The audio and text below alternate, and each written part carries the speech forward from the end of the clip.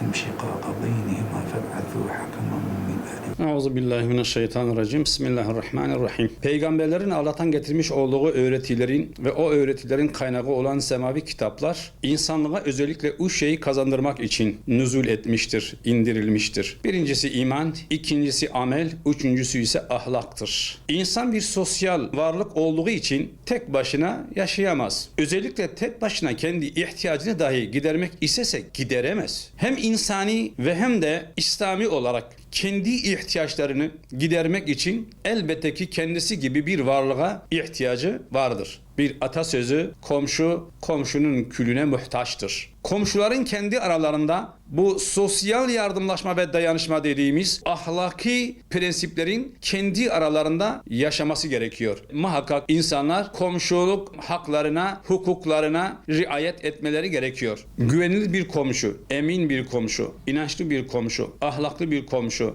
Rabbini bilen bir komşu, dinini bilen bir komşu, dindar olan bir komşu, edep ve adaba riayet eden bir komşu, komşu hakkını bilen bir komşuya çok ihtiyaç vardır. Hatta bazı sözlerde, atasözünde el caru kable dar diyor. Komşu evden önce gelir. Ev almadan önce diyor komşu al. Örf ve adetlerimize komşu o kadar önemlidir ki eğer sizin komşunuz iyi değilse, size eziyet veriyorsa, güvenilir bir komşu değilse, sizin yuvanız ne kadar hoşunuza da girse, ne kadar güzel de olsa, ne kadar muhkem de olsa yine de siz onda rahat değilsiniz. Veya biz komşumuza karşı ne kadar ahlaklıyız, ne kadar emin davranıyoruz, güvenilir davranıyoruz, ona karşı gerçekten ne kadar iyi bir insanlığımızı gösterebiliyoruz. Onun için elimizden geldiği kadarıyla inancımızın bizlere yüklemiş olduğu bir misyon, bir ahlak vardır. O ahlaklardan birisi de komşu hakkı ahlakıdır. Aziz İslam medeniyetinin insanlara kazandırmış olduğu komşu hakkı kadar hiçbir kültür, hiçbir düşünce, ideolojik insanlara kazandırmamıştır. Allah'ın rahmet peygamberi öyle buyuruyorlar. Allah'a ve ahiret gününe inanan ve iman eden bir insan komşusuna iyilik yapsın. Komşusuna zarar vermesin. Ya hayrı söylesin ya da sükut etsin. O kadar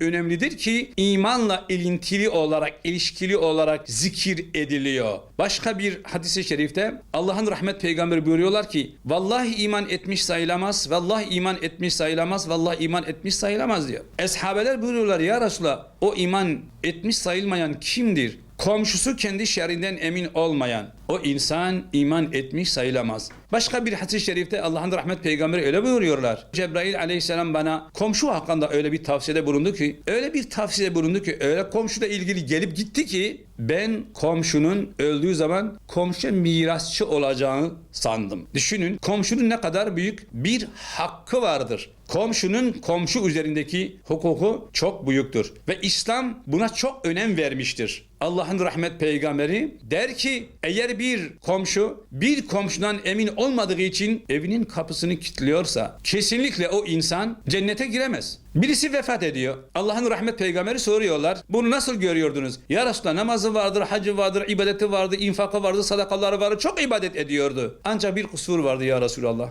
Diliyle komşusunu eziyet ediyordu. Yani komşusu kendisinden razı değildi. Peygamber buyuruyorlar ki o cehennemliktir. İkinci birisi vefat eder. Allah'ın rahmet peygamberi yine ashabelerine sorar. İbadetlerine dikkat ederdi. Ahlakı nasıldı? Ya Resulallah hiç kimseyi rahatsız etmezdi. Hele komşu hakkına çok riayet ederdi. Hiçbir zaman komşu hukukuna girmezdi. Komşularını üzmezdi. Üzerindeki olan komşu hak ve hukukunu gücünün dahilinde yerine getirmeye çalışırdı. Allah'ın rahmet peygamberi buyuruyorlar ki işte bu cennetliktir diyor. Bir manasıyla, bir anlamıyla veya bir yönüyle, bir vecihiyle komşu demek sana ya cennetin kapısını açar ya da cehennemin kapısını açacak. Eğer bugün dünyada bir sıkıntı varsa, bir işgal varsa, bir kavga varsa, komşusuyla kavgalıysa bu neden kaynaklanıyor? Allahu Teala'nın göndermiş olduğu hüküm ve ahkamların malik olduğu mülkünde söz sahibi olmadığından kaynaklanıyor. Biz Allah'ın mülkü değil miyiz? Ve Allahu Teala bizim hayatımıza söz sahibi olması gerekmiyor mu? Komşularımızdan haberdar değiliz. Beton yığınlarının içerisinde insanlar yaşıyor. Bir apartmanda tabiri caizse bir köyü barındıracak kadar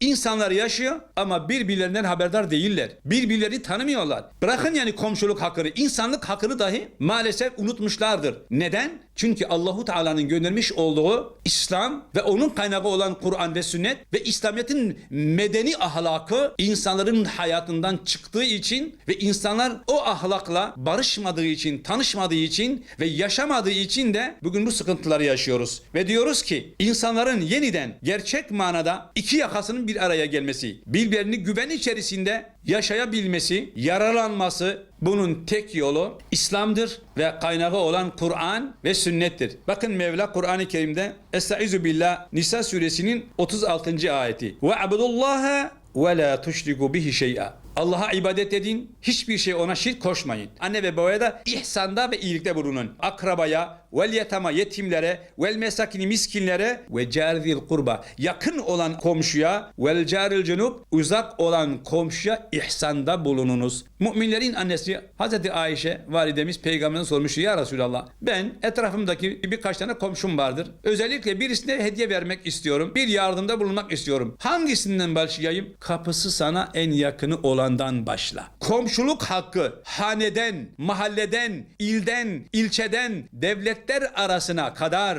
yansıtırsak Allah aşkına dünyada bu sıkıntılar olur mu? Kavgalar olur mu? Devletler işgal olur mu? Evler yıkılır mı başımıza? Yıkılmaz. Bu kavgaların yeniden sona ermesi için muhakkak ve muhakkak Rabbimizin göndermiş olduğu aziz İslam dini ve insanlığın ihyası ve medeniyetin inşası için göndermiş olduğu bu hüküm ve ahkamların içimize yeniden tesis edilmesi, hayat bulması gerekiyor. Hakları nelerdir? Madde 1. Komşu muhakkak komşunun eğer ihtiyacı, derdi, sıkıntısı varsa gidermelidir. Madde 2. Komşu eğer bir nimete sahip olduğunda gidip onu tebrik etmelidir. O nimetten dolayı sevinmeli, tebrik etmelidir. Madde 3. Eğer herhangi bir bela ve bir musibet komşusunun başına geldiğinde gidip geçmiş olsun demeli ve eğer o bela ve musibeti paylaşabiliyorsa herhangi bir şeyle muhakkak onunla o bela ve musibetleri askeriye indirmek için paylaşmalıdır. Komşusu vefat ettiği zaman muhakkak cenaze merasimine katılmalıdır. Yani komşusunun bütün ihtiyaçlarını gözeterek yapılması gerekeni gücünün dahilinde kendi komşusuna esirgemeden yapılması bir komşuluk hakkıdır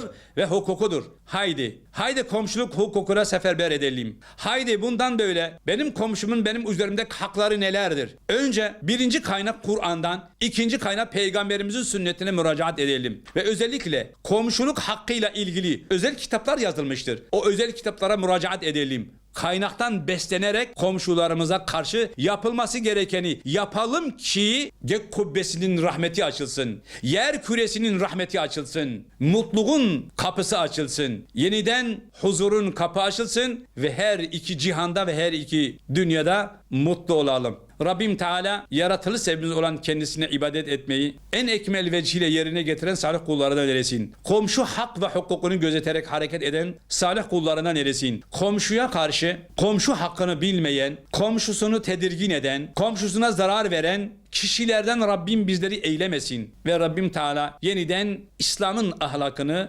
İslam'ın kültürünü, İslam'ın getirmiş olduğu evrensel insanlık hukukunu ve komşulukla ilgili olan hak ve hukukunu hayatımızın merkezine almakla Kur'an ve sünnet eksenli bir hayat yaşamayı Rabbim Teala cümlemize ihsan ve ikram etsin.